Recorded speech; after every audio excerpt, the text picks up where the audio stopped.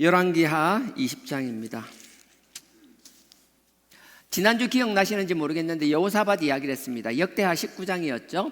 여호사밧 왕하고요, 오늘 본문의 주인공인 히스기야 왕, 그 다음에 후대의 요시야 왕은 유다의 3대 뭐라고 해요? 성군, 잘 나가는 3명의 좋은 왕, 3대 성군이라고 일컬어지는 사람들입니다. 여호사밧 같은 경우에는 하나님 보시기에 참 잘했음에도 불구하고 약간의 욕심이었죠. 과한 욕심. 굳이 북이스라엘의 아합과 혼인동맹을 맺을 필요가 없었음에도 불구하고 혼인동맹을 맺었습니다. 그것 때문에 뒤에 어떤 일이 생겼는지는 또 언젠가 기회가 되면 이야기하겠지만 참 입에 담기도 부끄러울 그런 일들이, 남유다의 역사에서 가장 큰 오점. 남유다의 왕은 20명이라고 하는 사람도 있고요, 보수적으로 생각하는 사람들은 남유다의 왕은 20명이 아니다, 19명이다. 그 한 사람은 왕으로 칭할 수조차 없다라고 얘기할 만큼 그런 아픈 역사와 큰 흠집과 상처를 만든 일이었어요. 그럼에도 불구하고 저나 여러분 누구도 하나님 앞에 온전한 사람은 없습니다. 분명히 공이 있고 과가 있습니다. 과는 하나님 앞에 우리가 내어놓고 용서받고 회개받고 고치면 되는 것이고, 우리가 과가 있다고 해서 그 사람의 공까지 무시할 필요는 전혀 없는 것입니다. 그렇다고 그 사람이 공이 많다고 해서 그 사람 과까지 우리가 막 미화해 줄 이유도 전혀 없는 겁니다. 우리는 말씀하면서 공은 배울 건 배우는 것이고 과도 보고 배우면서 우리가 고쳐 나가야 될 것인 줄 믿습니다. 그게 말씀 앞에 서 있는, 말씀을 보는 우리의 자세라고 저는 믿고 있습니다. 여호사밧 왕 같은 경우에는요, 하나님 앞에서 잘한 것도 많았지만 하지 말라는 것도 했습니다. 자기 정욕적으로 동맹을 맺고 그 전쟁에 나갔습니다. 아람과의 전쟁, 길앗 라못이라는 지역이요, 아주 굉장히 요충지였는데 그 요충지가 아람에게 빼앗기게 되죠. 북이스라엘 영토였는데, 그래서 같이 사돈지간인 여호사밧 왕과 함께 가자고 했을 때 흔쾌히 우리가 남이냐고 같이 갔습니다. 같이 갔지만 이 미련함이라고 할까요? 이야기했잖아요. 북이스라엘 왕은 일반 병사처럼 옷을 입고 상대방의 이제 집중적인 타겟이 되는 거죠. 거기서 피하고, 남유다의 왕은 왕의 옷을 입고 화려한 옷을 입고 전쟁터로 나가라고 했죠. 그래서 아람 군대는 북이스라엘 왕이 아닌, 그 아합 왕이 아닌 남유다의 여호사밧만 쳐다본 거예요. 옷이 화려하고 군대에 많은 수행하는 사람들이, 호위병들이 있으니까 당연히 왕인 줄 알죠. 다른 사람과 상대하지 않고 오직 그 왕만 죽이기 위해서 혈안대에서 달려들었습니다. 그 이야기는요, 여러분 지난주 충분히 했던 거고요. 결론적으로는 거기서 원하지 않는 전쟁터에 나가서 하나님이 원하지 않는 방법으로 자기 과시욕으로 나갔은 결과는 결코 순탄치가 못했습니다. 겨우 구사일생, 목숨만 겨우겨우 구해서 돌아오게 되었습니다. 돌아올 때 예후란 선지자가 이야기를 하죠. 하나님께서 큰 재앙을 내리실 거라고. 하지만 선을 행한 것이 있기 때문에, 그래서 기억나세요? 하나님 앞에 우리는 의미 없는 것 같아도 하나님 앞에 우리가 하나님이 원하시는 방법, 하나님께서 하라고 하는 것을 계속 행하고 있다라면, 그 우리가 하나님 보시기에 선하다라는 그 마일리지가 쌓이면 그게 사라지는 것이 아니라 언젠가 하나님 앞에 징계 앞에 있을 때 하나님의 우리의 과거의 삶을 보시고 어느 정도는 편한 말로 퉁쳐줄 수도 있다라는 것. 항상 그런 것은 아니고 우리의 구원에 대한 길은 아니겠지만 우리 삶에서 하나님의 재앙과 심판을 어느 정도 피해 나갈 수 있다라고 이야기했었습니다. 그게 여호사밧을 이야기한 거고요. 그 다음에 대표적인 사람 3대 성군이라고 했잖아요. 히스기야도 다르지가 않았다라는 거예요. 하나님 보시기에 유다의 3대 성군이라고 했지만 그들도 공이 있고 과가 다 있다라는 거예요. 오늘은 히스기야가 주인공입니다. 자, 히스기야 20장 1절입니다.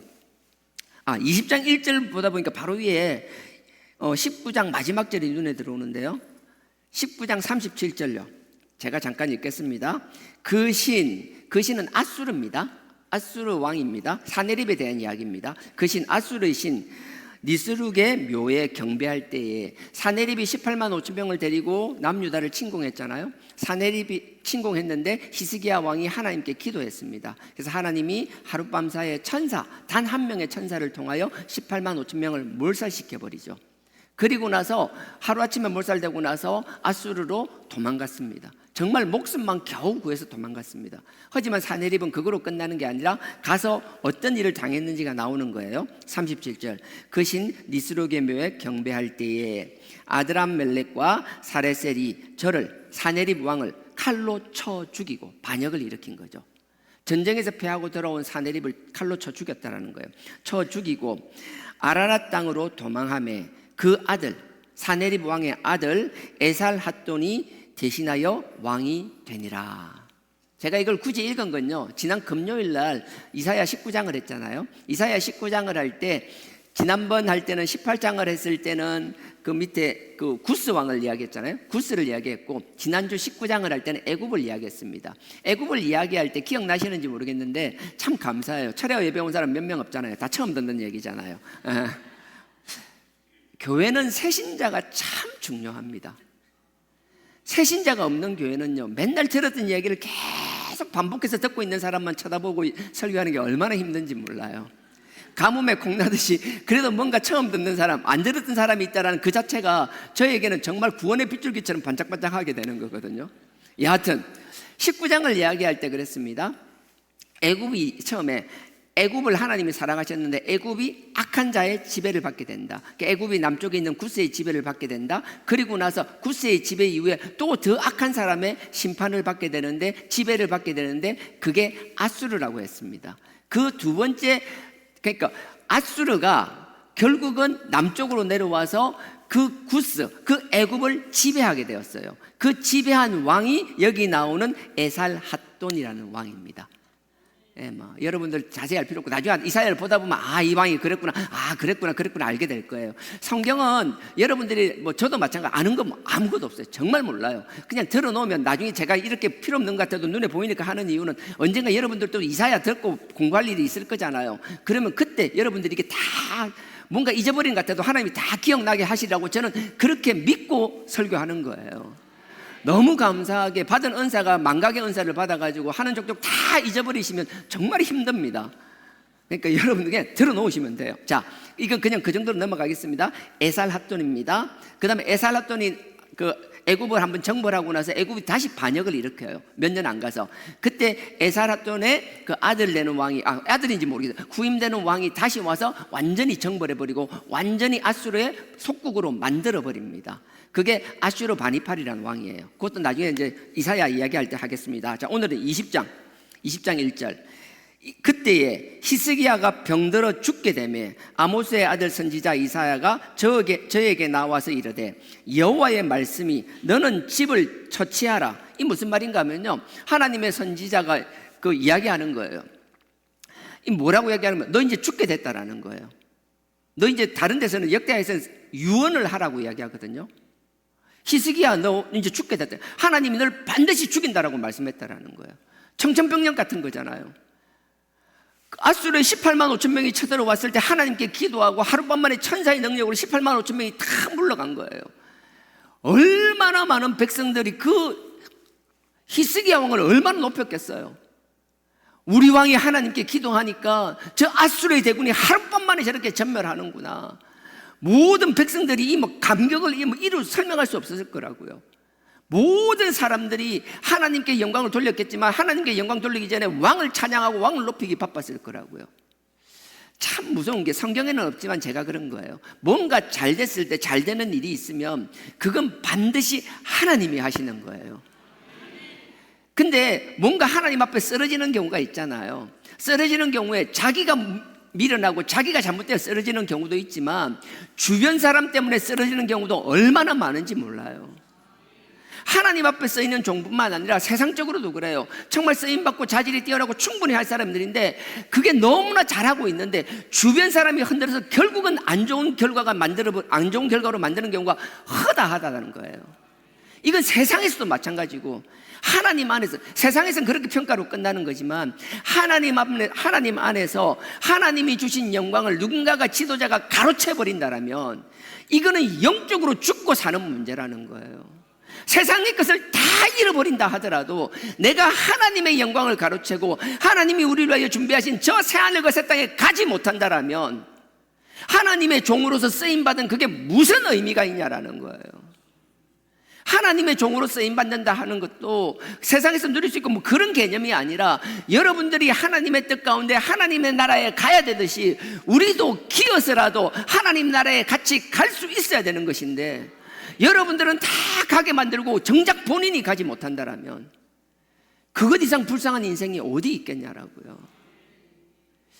잘은 모르겠지만 히스기야 왕도 약간 그랬던 것 같아요. 18만 5천 명을 죽이고 나서 그렇게 들떠있는 분위기인데 갑자기 하나님이 사자를 통해서 하나님의 종을 통하여 히스기야에게 왕하는 거예요. 너 죽는다. 너 다 이제 정리하라는 거예요. 죽을지도 몰라가지고 너 100% 죽는다라고 선포하시는 거예요. 하나님이 죽는다고 선포하는데 살아남을 자가 누가 있냐라는 거예요. 20절 제가 다시 읽겠습니다.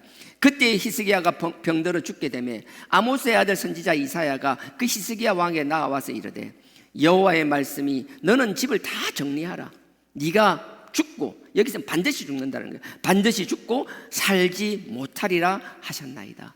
얼마나 청천벽력 같은 소리일 것 같아요. 그래서 우리는요, 뭔가 큰 성과를 얻었을 때 정말 우리도 인간이라 잠시 덜 떨 수 있어요. 잠시 붕 떨 수 있어요. 하지만 우리가 항상 말씀 위에 있고 주변에 항상 겸손하고 기도하는 사람들 가운데 함께 있어야 되는 이유는, 내가 뭔가 하나님 앞에 돌발 행동을 하게 되었을 때, 하나님 앞에 이상한 행동을 하게 되었을 때 혼자 있으면 몰라요. 주변 사람들이 말씀 위에 든든히 서 있는 사람과 함께 있다라면 금방 내가 내 스스로를 발견하게 될 수 있다라는 거예요. 거울과 같으니까. 그래서 우리 주하나 공동체가 그랬으면 좋겠어요. 누군가의 문제를 지적하기 전에 나의 삶으로 그 사람이 나의 삶 속에서 반영되어서 그게 투사가 되어서 그들이 깨닫게 되는 것들, 정말 아름다운 신앙적이고 모르겠어요, 뭐 유토피아 같은 이상형적인 교회인지 모르겠지만 저는 그런 교회를 꿈꿉니다. 뭔가에서 상처를 주기보다 우리가 각 사람이 하나님 앞에 바로 서 있다라면 그 모습을 보고 자기 모습을 거기서 거울처럼 보고 깨달을 수 있는 공동체 반드시 될 줄 확신합니다. 자, 그 다음에 2절입니다. 히스기야가 낮을 벽으로 향하고 여호와께 기도하여 가로되, 첫 번째 한 게 뭔가 하면 하나님께서 이사야를 통해서 이렇게 선포하니 죽는다라고 얘기하니까 첫 번째 한 게 뭐예요? 벽을 향하고 앉아서 기도했다라는 거예요. 지난주인지 모르겠는데 금요철화 때도 잠깐 언급했는데요, 벽을 향한다라는 게 뭐 불교에서 이야기하는 면벽수도하듯이 벽을 보고 수도하듯이 그런 게 아니에요. 불교에서 면벽수도하는 것은 그 벽을 보면서 자기를 비우는 거예요. 왜 벽을 쳐다보는데요? 왜 밖을 쳐다보지 않는데요? 바깥의 세상적인 것을, 그런 걸 쳐다보는 것이 아니라, 바깥의 세상에 휩쓸리는 것이 아니라 한 곳에만 집중하는 거예요. 불교에서는 면벽수도라면서 마음을 비우는 거예요. 스스로를 비우는 거예요. 근데 아니에요. 우리가 하는 것은 비우는 것이 아니라, 세상을 바라보는 것이 아니라, 문 밖을 바라보고 창 밖을 바라보고 세상에 휩쓸리는 것이 아니라, 내가 절박한 문제가 생겼다라면 벽을 향한다라는 것은 오직 하나님만 바라본다라는 거예요. 하나님 외에 그 어떤 것도 바라보지 않겠다라는 거예요. 히스기야는 자기 죽음 앞에서 선택한 거예요. 내가 왕이지만 해야 할 일들이 차고 넘치지만, 세상에 봐야 되고 내가 해야 할 일들이 많지만, 내가 당장 죽게 되었다라면 그 무엇도 하지 않고 하나님만 바라보는, 벽을 보고 무릎 꿇을 수 있는 것. 우리도 마찬가지예요. 세상 일이 정말 공사다망합니다. 정말 많습니다. 하지만 특히나 영적인 문제든 어떤 문제든 어떤 문제가 있다라면, 그 문제가 내 스스로 해결할 수 없는 절박한 문제라면, 우리가 그때만큼은 모든 번잡스러운 것을 끊어버리고 하나님만 바라보는 시간이 반드시 있어야 된다는 거예요. 우리가 그게 훈련이 되지 않고 하지 않는다라면 하나님이 어쩔 수 없이 그렇게 해야만 되는 상황으로 우리 자꾸 몰아가실 거라고요. 어리석게 몰려가는 인생이 아니라 하나님 앞에 스스로가 문제가 있을 때마다 모든 걸 끊고 아버지께 집중함으로 그 손을 잡아서 회복되는 그 경험들이 차고 넘치는 저와 여러분 되길 주님의 이름으로 축원드립니다. 히스기야 왕은 그랬어요. 모든 것을, 2절에요, 히스기야가 낮을 벽으로 향하고 얼굴을 벽을 바라보고 여호와께 기도하여 가로되, 3절입니다. 여호와여 구하오니 내가 진실과, 내가 거짓이 없었다라는 거예요. 진실과 전심, 오직 한 마음으로 전심으로 주님 앞에 행하였지 않냐라는 거예요. 아시지 않느냐고. 내가 스스로 교만하지 않았었고, 그 문제 앞에서 무엇보다 아버지 앞에 무릎 꿇지 않았냐라고. 그 문제 앞에서 내가 하나님 앞에서 부끄럽지 않게 살려고 했던 거 아시지 않느냐라고. 나에겐 거짓이 없었나이다. 오직 주님만 바라봐야나이다. 근데 우리가 그렇게 산다고 할지라도 우리가 인식하지 못하는, 우리가 깨닫지 못하는 우리의 교만과 우리의 죄는 끊임없이 생길 수밖에 없다라는 거예요. 우리가 우리의 모든 이물질을 닦아내고 주님 앞에 딱 붙었다라고 생각할지라도 우리는 우리 스스로에서 끊임없이 기름과 같은 이물질이 나오는 거예요. 자꾸 틈이 벌어질 수밖에 없는 거예요. 하나님과 우리 사이에 그 죄로 가로막힌 게 끊임없이 나올 수밖에 없는 존재라는 거예요. 누구도 여기서 자유로운 인간은 없어요. 그래서 그렇게 이야기하는 거예요. 그러면서 4절에 이렇게 이야기합니다. 3절에 선하게 행한 것을 기억하옵소서 하고 심히 통곡하더라. 하나님 앞에 부르지, 세상에 가서 울부짖으려고 하지 마십시오. 세상에 나가서 막 울분을 토하고, 여러분 술을 마시든 뭘 하든 막 그런 식으로 울분을 토하는 것이 아니라 하나님 앞에 나와서 나의 답답한 심정을 하나님 앞에 토해내기를 주님의 이름으로 축원드립니다. 그러니 정말 살아 역사하시는 교회, 기도의 효능감을 가지는 교회, 정말 하나님과 우리 관계, 다른 세상이나 사람이 아니라 하나님과 우리의 각각 1대1의 신앙이 유지되는 교회에서는 다른 것 없어요. 우리 모두가 하나님을 향하여 부르짖는 것, 하나님을 향하여 애통하며 통곡하는 것, 그게 조금도 이상한 게 아니라는 거예요. 하나님을 찬양하고 기뻐할 때는 얼마든지 우리가 기뻐해야 됩니다. 다윗이 하나님의 법궤를 성으로 들어올 때 정말 막 바지가 내려가고 막 옷이 벗겨지는 것도 모를 만큼 하나님을 향하여 그렇게 기뻐하고 춤을 춘 것처럼, 우리가 기쁨에 대해서는 하나님의 누구를 의식하는 것이 아니라 우리 속에서부터 나오는, 정말 어떻게 보면 정신줄 놓았다라고 할 만큼 기쁨으로 하나님을 찬양할 수 있어야 되는 것이에요.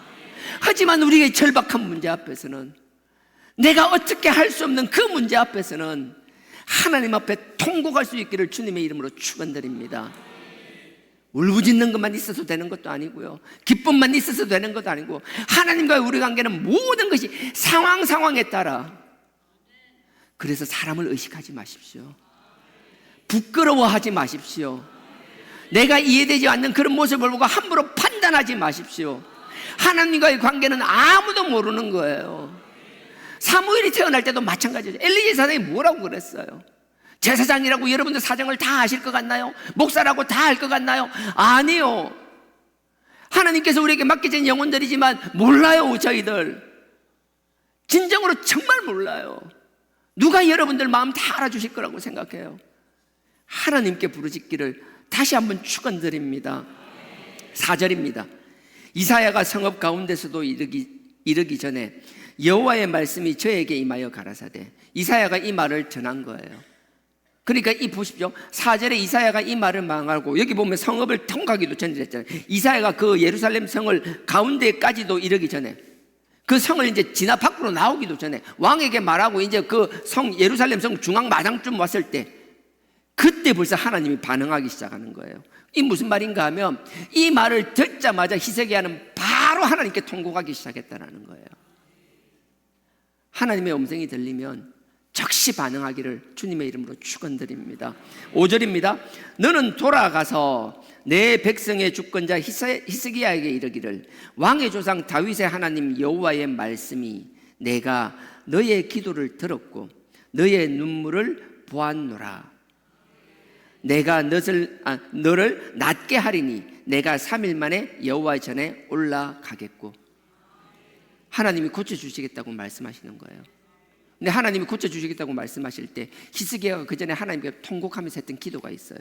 아까 이야기했잖아요. 3절입니다. 여호와여 구하오니 내가 진실과 전심으로 주 앞에 행하며 주님 보시기에 선하게 행한 것을 기억하옵소서. 절박할 때 나는 여러분들이 하나님 앞에, 하나님 맞아요, 저 죽을 인간이에요. 내가 이렇게 당하는 거 싸요. 내가 나를 너무 잘해. 이 정도만 해도 감사해요. 나는 이거보다 훨씬 어려워야 되는 게 맞아요. 더 큰 재앙을 만나야 되는 게 맞아요. 하지만 하나님, 그래도 제가 하나님을 위하여 이렇게 한 것은 있지 않습니까? 라고 하나님 앞에 푸념점이라도 기도할 수 있는 자들이 되기를 주님의 이름으로 축원드립니다. 없어서 아무것도 내어놓지 못하는 초라한 인생이 되지 않기를 원합니다. 하나님 앞에 뭐라도 얘기할 수 있는 여러분들이 되기를 원합니다. 여러분들, 내가 선한 일을 하였다고 하잖아요. 근데 하나님 앞에 선한 일들을 했는데 이 히스기야 왕은 무엇을 얘기하는지 보세요. 이거 하기 전에 역대하를 먼저 가겠습니다. 역대하 29장 뭐 하나 끼워 놓겠습니다. 여러분, 우리 인생은 어차피 한 번 바뀐 거잖아요. 이것저것 다른 거 신경 쓰다 보면 그냥 시간이 쑥 지나가잖아요. 여러분 너무나 잘 아시잖아요.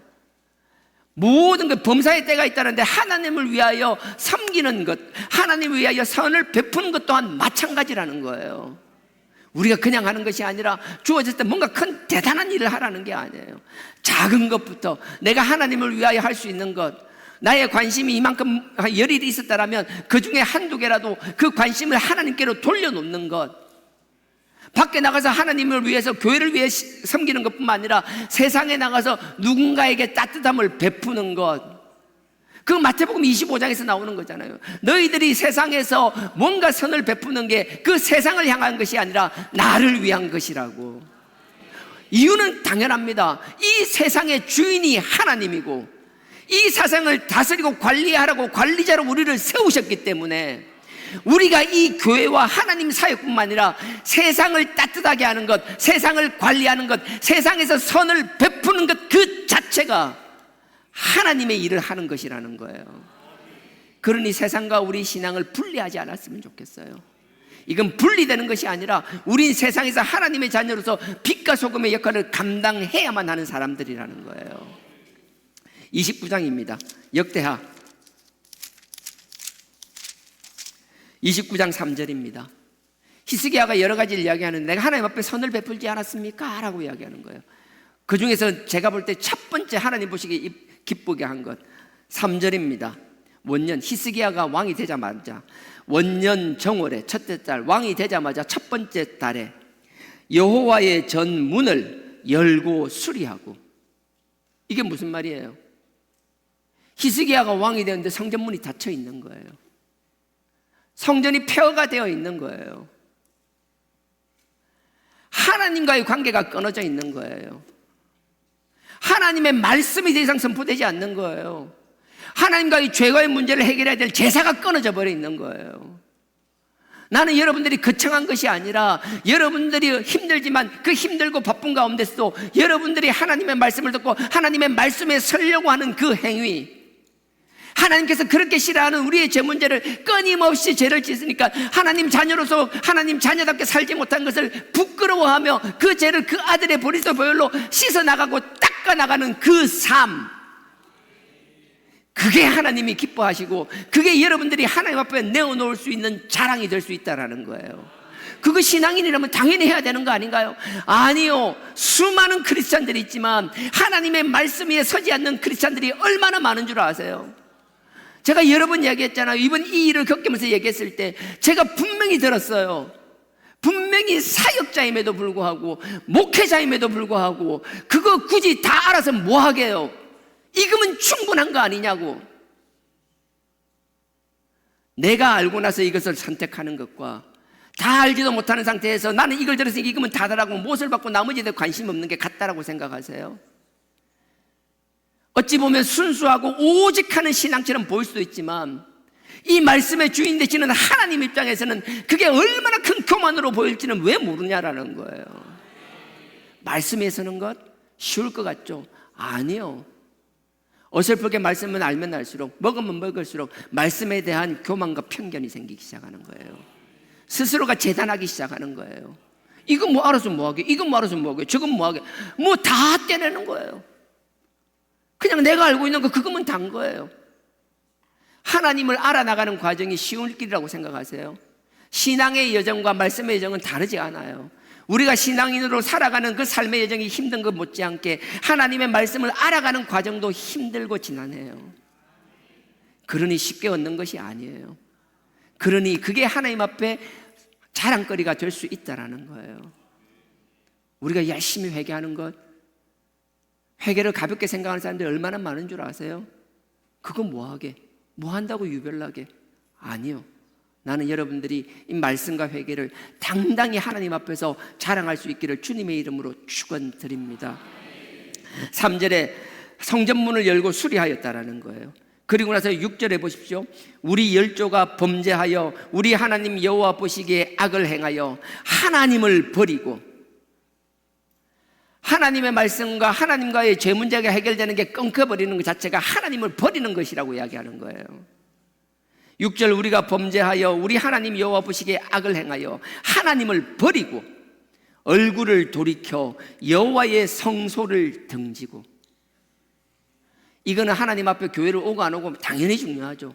그 차원을 넘어서서 제가 여러분들 조금 전에 이야기했던 것처럼 여러분들이 말씀을 사모하며 말씀 위에 서는 것, 여러분들의 죄와 허물을 닦아나가는 것, 하나님을 버리고 얼굴을 돌이켜 여호와의 성소를 등지고 7절입니다. 또 낭실문을 닫으며 등불을 끄고, 낭실은 성전을 말하는 거예요. 성소. 낭실문을 닫으며 등불을 끄고 성소에서 분향하지 아니하며 이스라엘 하나님께 번제를 드리지 아니한 고로. 같은 얘기가 반복되는 거예요. 8절에 여호와께서 유다와 예루살렘을 진노하시고 내어버리사 두려움과 놀라움과 비웃음거리가 되게 하신 것을 너희가 목도하는 바라. 히스기야가 왕이 되었을 때 우리나라가 이렇게 피폐해지고 조롱거리가 된 것은 다른 게 아니에요. 하나님과의 관계. 하나님과의 관계가 바로 서 있으면 하나님이 우리를 끝까지 함께 하시며 지켜주시는 거예요. 이사야 41장 10절도 마찬가지잖아요. 너희들 두려워하지 말라는 거예요. 내가 너희와 함께 하겠다라는 거예요. 놀라지 말라는 거예요. 내가 너희의 하나님이 되겠다라는 거예요. 여러분들, 하나님께서 우리를 굳세게 세워주시겠다라는 거예요. 그리고 우리를 반드시 도와주시겠다라는 거예요. 그의 의로운 손으로, 그 의로운 오른손으로 우리를 붙잡아 주시겠다라는 거예요. 하나님이 능력이 없어 못 도와주시는 분이 아니에요. 우리가 하나님 관계가 끊어지게 되면 우리를 돕고자 하는 하나님의 마음이 아무 의미가 없어진다라는 거예요. 뭐 도와준다니까 뭐 거창한 것, 대단한 것 아니요. 우리가 낙담하고 실족하고 그 힘든 가운데서 혼자 일어서지 못하고 아무것도 하지 못하고 정말 항상 뭐 어려운 문제가 있을 때마다 함께 이야기하며 함께 어려움을 나누며 정말 살같이 친하게 지냈던 그 사람에게조차 얘기를 하지 못할 만큼 세상에 완전히 혼자 버려진 듯한 그 고립감 가운데 있을 때 하나님께서 손을 내밀어 주시고 붙잡아 주시고 분명히 이야기하실 거예요. 너를 위로할 자, 너를 일으켜 세울 자, 너를 회복시킬 자는 나 하나밖에 없더라고요. 나는 여러분들이 여러분 삶의 경험으로서 그걸 깨닫는 사람들도 있을 것이고요, 누군가 하나님이 주시는 놀라운 믿음으로 말미암아 그 어려움에 닥치지 않은 상태에서 그걸 깨닫는 자들이 있을 거예요. 나는 여러분들이 하나님께서 그 힘들게 하는 그 과정이 없이 하나님이 주시는 선물과 같은 그 믿음을 받아 누리는 자들이 되기를 주님의 이름으로 축원드립니다. 당하지 않고 깨닫고 당하지 않고 믿는 것이 얼마나 큰 축복인지 몰라요. 히스기야는 이렇게 자기가 자랑할 것이 있었어요. 그것뿐만 아니에요. 다시 열왕기하로 가겠습니다. 앞쪽으로 가면 됩니다. 열왕기하 18장입니다 593페이지입니다 열왕기하 18장입니다 593페이지입니다 3절입니다 593페이지 3절 제가 읽겠습니다. 히스기야가 그 조상 다윗의 모든 행위와 같이 여호와 보시기에 정직히 행하여, 아까 같은 이야기죠. 정직히 행했다는. 근데 아까는 성전문을 여는 걸 이야기했잖아요. 이제 성전이 아니라 또 다른 이야기를 합니다. 여러 산당을 제하며 주상을 깨트리며 아세라 목상을 찍으며 모세가 만들었던 놋뱀을 이스라엘 자손이 이때까지 향하여 분향함으로 그것을 부수고 너후스단, 그냥 단순히 놋뱀이라는 거예요. 놋 덩어리 그 이상도 그 이하도 아니라는 거예요. 너후스단이라 일컬었더라. 첫 번째 하나님의 성전을 열었습니다. 하나님 관계를 회복했습니다. 그리고 나서 우상을 끊어내기 시작했습니다. 산당을 헐기 시작했습니다. 그건 우리가 당연히 할 수 있는 거라고 생각하는데 심지어 모세가 세운 그 불뱀 모양, 그 놋뱀조차도 많은 사람들이 하나님의 역사한, 하나님이 모세를 통하여 역사하신 그 놋뱀을 바라보며 그 놋뱀을 바라보면 그게 신기한 능력이 있을 거라고 생각하고 하나님이 아닌 그 하나님의 도구가 우상화되어 버린 것, 그것조차 히스기야는 그냥 끊어내버리고 박살을 내버렸다라는 거예요. 우리가 처음엔 하나님의 능력의 도구, 하나님이 쓰신 크신 종들, 하나님께서 주신 그 종을 통하여 하나님을 경험하게 되고 그 감사함이 있을 수밖에 없죠. 어느덧 시간이 지나면서 하나님이 아니라 하나님의 도구에 더 집착하는 삶, 하나님이 결코 원하는 게 아니라는 거예요. 히스기야는 그걸 끊어내버린 거예요. 이 놋뱀조차도 다 부숴버리는 거예요. 그리고 나서 6절입니다. 5절에요. 18장 5절입니다. 히스기야가 이스라엘 하나님 여호와를 의지하였는데, 하나님을 의지한다는 걸 하나님이 그렇게 기뻐하세요. 우리가 자녀도 마찬가지잖아요. 자녀는 좀 그렇네요. 우리가 연애를 하고 있는데 뭐 이게 뭐 하는데 이 뭔가 이게 이 내가 사랑하는 여리여리한 이 여인이 뭔가 필요할 때마다 내한테 와서 도와달라면 참 감사한데, 나를 막 말로는 나를 사랑한다 하면서 문제만 있으면 자꾸 다른 사람한테 찾아가 다른 놈한테 가가지고 막 그 꼴보기 좋을까요? 아니요. 하나님은 질투의 하나님이라 그랬잖아요. 마찬가지인 거예요. 정말 그 사람을 얼마나 사랑하느냐, 얼마나 의지하느냐는 일이 있을 때 보면 아는 거예요. 정말 사랑하면 의지할 수밖에 없는 존재가 되는 것이고, 진정으로 사랑하고 의지한다면 문제가 있으면 그 의지하는 사람 앞에 오게 된다는 거예요. 근데 이 말로는 사랑한다는 그 문제가 생기면 딴 놈한테 가 있어. 자꾸 다른 사람한테 가 있어. 아니요, 그 사랑 아니에요. 그거는. 저도 그렇고 여러분, 우리 모두가 하나님만 의지하는 저와 여러분 되기를 주님의 이름으로 축원드립니다. 이게 명확했으면 좋겠어요. 히스기야는 이걸 명확하게, 5절에 히스기야가 이스라엘 하나님 여호와를 의지하였는데 그의 전후 유다 여러 왕 중에서 그러한 자가 없었으니. 하나님이 기뻐할 것 같아요. 세상에 그 많은 사람들이 있는데 특별히 나만 사랑하는 사람이 있으면 그 눈에 가는 건 당연한 거잖아요. 나는 여러분들이 하나님 앞에 특별한 사람들이 되기를 원합니다. 다시 돌아가겠습니다. 열왕기하 20장 6절입니다. 히스기야 왕도 마찬가지였습니다. 죽는다 그러니까 딱 벽만 바르고 하나님만 쳐다봤습니다. 여러 가지 자기의 일을 보는 것이 아니라 하나님께 집중했습니다. 집중해서 하나님께 뭐예요? 내가 선을 행하였던 것을 하나님께서 기억해 달라고 기도한 거예요. 하나님께 거래하는 기도가 아니에요. 내가 이렇게 했습니다 끝나는 게 아니라 그와 더불어 하나님 앞에서 애통하며 통곡한 거예요. 그게 함께 되는 거예요. 뭐 하나, 내가 여러분들 그래요. 여러분들이 하나님 앞에 아무리 선을 많이 베풀었다 할지라도 여러분들 그 문제 앞에서 하나님 앞에 애통하는 마음과 여러분들이 찢어다고 여러분들의 죄와 허물을 깨닫는 마음이 없다라면 여러분들의 선행은 그냥 과시용, 보여주기용, 그 이상도 그 이하도 아무것도 아니라는 거예요. 이게 함께 병행될 수 있기를 주님의 이름으로 축원드립니다. 6절입니다. 20장 6절. 내가 너의 날을 15년을 더할 것이며. 하나님이 그래서 15년을 더 생명을 연장해 주는 거예요. 왕이 되고 나서 29년을 살았는데 14년이 지나고 이제 15년째 돼요. 15년을 연장하여 준다는 거예요. 15년을 더할 것이며 내가 너와 이 성을 아수르 왕의 손에서 구원하고 내가 나를 위하고 또 내 종 다윗을 위함으로 이 성을 보호하리라 하셨다 하라. 네가 그러니까 네만 아니라 네가 여기에 왕이지 않느냐. 너 하나만 하는 것이 아니라 네가 왕으로 있는 이 나라를 내가 지켜주겠다. 그러니 여러분, 가정에서 어머니의 기도가 얼마나 중요한지 아세요? 어머니의 기도는 한 사람의 기도로 끝나는 게 아니에요. 그 가정이 죽고 사는 문제라고요. 가정에서 아버지의 기도가 왜 중요한지 아세요? 마찬가지예요. 그 가정의 기도가 그 가정을 죽고 사는 문제와 직결된다는 거예요. 여러분들이 주신 조그마한 삶의 자리에서 기업이 됐든 무엇이 됐든 있다라면 여러분들이 그 기업을 살리기 위하여, 여러분들의 그 삶의 자리를 살리기 위하여 여러분들은 자기의 기도를 하는 것 못지않게 그 자리에서도 여러분들이 주어진 하나님의 사명을 감당하기 위하여 끊임없이 기도하는 자가 되기를 주님의 이름으로 축원드립니다. 그러니 하나님의 자녀는 이 세상에서 고립되는 것이 아니라 이 성전 안에 들어와서만 우리의 신앙을 증거하는 것이 아니라 이 문을 열고 나가서 이 세상에서 이 교회 밖에서 여러분 삶의 자리에서 여러분들의 삶과 여러분들의 기도로 여러분들의 믿음을 증명하는 것이라고요. 우리의 믿음은 말로 하는 것이 아니라 우리의 삶과 기도로 증명하는 것이에요. 그런 자들이 되기를 주님의 이름으로 축원드립니다. 그리고 보세요. 그리고 7절요. 이사야가 가로되, 하나님께서 이미 15년을 연장해 주신다고 한 거예요. 15년을 연장해 주신다고 한 거잖아요. 하나님은 생명은 연장해 주신다고 했지만 히스기야가 죽을 병이 있었는데 그 병에 대한 치료에 대한 말이 없었어요. 하나님께서 이사야를 통하여 말씀하시는 거예요.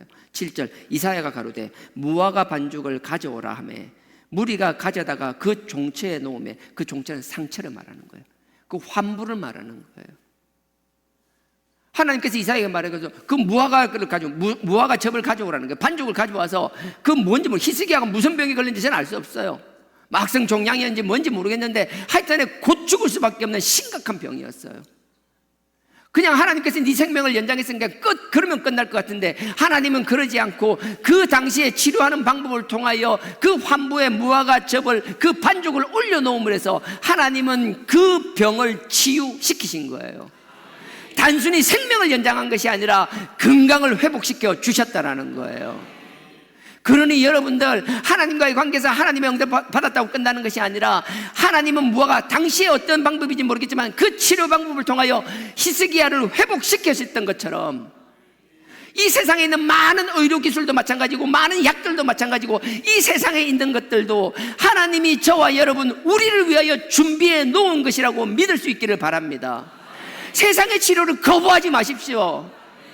하나님이 들어서 우리를 위하여 도구로 쓰시면 그게 하나님이 우리에게 주신 선물이 되는 것이고 그를 통하여 회복될 수 있다는 거예요.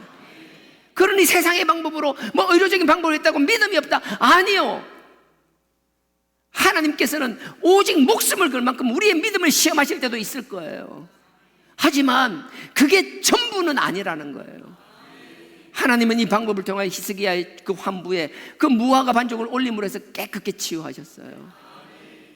저는 여러분들 이런 과정을 겪지 않고 여러분들의 그 어려운 문제 있을 때마다 그 질병의 문제가 있을 때마다 이게 사단마귀의 그 속임수에 의한 것이라면 그 사단마귀의 저주와 같은 것이라면 그 하나님 아들 예수 그리스도 이름을 선포하니 더러운 사단마귀는 떠나라고 선포하며 여러분들이 그 귀신의 질병에서 노인받기를 원하지만 또 하나님이 어떤 방식으로 어떤 의도로 무슨 뜻으로 하시는지 모르지만 하나님께서 여러분들에게 어려움을 주고 그 질병을 주셨다라면 하나님 그게 하나님의 뜻이라면 누구의 손을 통해서든 어떤 방법을 통해서든 치료케 하여 달라라고 저는 그렇게 기도하면 여러분도 그렇게 기도할 수 있어야 된다는 거예요.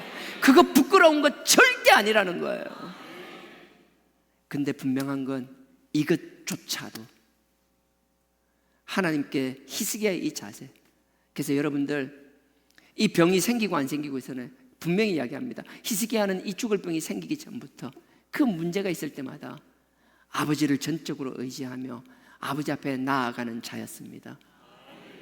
우리가 이 훈련이 되어 있지 않더라면 하나님이 나를 만져주시는 그 경험이 없더라면 정작 죽을 병 앞에 정말 큰 시험 앞에서 히스기야처럼 이렇게 할 수 있을 거라고 생각하세요? 아니요. 예전에 어떤 사람이 그러더라고요. 특수한 인물을 띠는 부대인데 그 자꾸 다큐멘터리 같은 거 영상을 하는 거예요. 정말 그 눈을 감고 자면 끊임없이 반복하는 거예요. 끊임없이 그걸 반복하는 이유는 간단하대요. 자기들도 그렇게 아주 특별한 사람들을 선발하잖아요. 선발 과정도 쉽지가 않잖아요. 정말 특수한 부대라고 생각하는 것, 그 부대에서도 뽑고 그 뽑은 사람 중에 테스트를 거쳐서 그 중에서도 또 뽑고 정말 극소수에 선별된 사람들, 그 사람들조차도 극한 상황, 그 두려움이 엄습하는 상황이 되면 그들도 자신도 모르게 그 두려움 때문에 위축된다라는 거예요. 사람은 어쩔 수 없다라는 거예요. 그 공포에서 자유로울 사람은 없다라는 거예요. 그걸 어떻게 이겨내느냐라는 거예요. 끊임없는 반복되는 훈련이에요. 끊임없이 반복해서 나도 모르게 그냥 무조건적으로 그 행동이 나올 수 있게끔, 그 상황에서 그냥 그렇게 되게끔 하는 것. 사람을 키우는 것도 그런데 영적으로 다를 거라고 생각하세요? 아니요. 그래서 신앙생활이고, 신앙생활은 이 교회에서 공동체에서 생활한다는 것은 남들이 그렇게 하는 것을 구경하러 왔다 갔다 하는 신앙생활이 아니라 그 과정에 참여하며 아버지 앞에 모든 것을 내어놓고 아버지와의 관계를 끊임없이 연습하는 과정, 신앙의 훈련 과정이 중요하다는 거예요. 그래서 끊임없이 반복적으로 하는 거예요. 난 여러분들이 이 신앙생활 할 때, 우리 주하나교회로 올 때 끊임없이 구경꾼으로 오는 자가 없기를 주님의 이름으로 축원드립니다. 그건 있죠. 유익도 있어요. 계속 오다 보면 뭔지 모르겠어요. 제가 어릴 때 그랬던 것처럼 왔을 때, 제가 어릴 때 계속 우리 할머니를 따라서 기도원을 간다든지, 어려웠을 때 할머니가 막 알잖아, 간암인데 복수가 차고 그 힘들 때 마지막에 그 통증 때문에 저는 그게 왜 그러는지 몰랐어요. 잠을 안 주무시는 거예요. 참 미련하죠. 안 자는 게 아니라 못 자는 거예요. 뭐 요즘은 모르겠는데 그때 어디서를 제가 모르겠어요. 벌써 그게 30년이 지났으니까. 그 아픔 때문에 그 아파서 끙끙거리는 소리, 밤새 끙끙거리는 거. 근데 놀라운 게 뭔지 아세요? 그 끙끙거리면서 찬송가 펴가지고 그냥 그걸 찬송으로 성화시키는 거예요. 어릴 땐 몰랐어요. 그 끙끙하는데도 왜 찬송을 펴놓고 왜 말씀을 펴놓고 내 말씀 앞에서 막 울부짖듯이 막 신음소리를 내는 것. 무의식적으로라도 계속 올 때 본 게 있으면 그게 뼛속에 새겨집니다. 그래서 우리는 구경꾼으로 신앙생활하러 오는 것이 아니라 하나님을 만나기 위하여, 우리가 문제가 있을 때마다 아버지 앞에 내어놓기 위하여 신앙생활하러 와야 됩니다. 그게 무의미한 것 같지만 나는 그렇게 하고 있으면 아직 그 경험을 하지 못하고 그 단계에 가지 못한 사람들이 그냥 의미 없이 따라오기 왔다 갔다 하다가 그냥 그늘질로 보고 아무 생각 없이 봤던 것, 그 보고 듣고 경험한 것들이 언젠가 하나님 앞에서 쓰임받을 때 그 뭐라고 표현할 수 없는, 내가 의도적으로 하는 게 아니라 내 몸속에 녹아있는 그 신앙이 나를 끌어나가는 그 놀라운 경험들을 하게 될 줄 믿습니다. 그래서 우리가 기성세대가, 우리 부모 세대가 본을 보여야 되는 거예요. 누구도 이야기했어요. 지난주도 이야기했습니다. 여호사밧도 그렇습니다. 히스기야도 그렇습니다. 요시야 왕도 마찬가지입니다. 완벽한 사람 없습니다. 온전한 사람 없습니다. 영적으로 교만해지는 것이 아니라 하나님이 축복해 주셨다라면 더 겸손해야 될 것 같으며, 우리가 어려움이 있다라면 다른 걸 다 끊고 오직 주님만 바라보는, 주님 앞에 애통할 수 있는 저와 여러분이 되기를 주님의 이름으로 축원드립니다.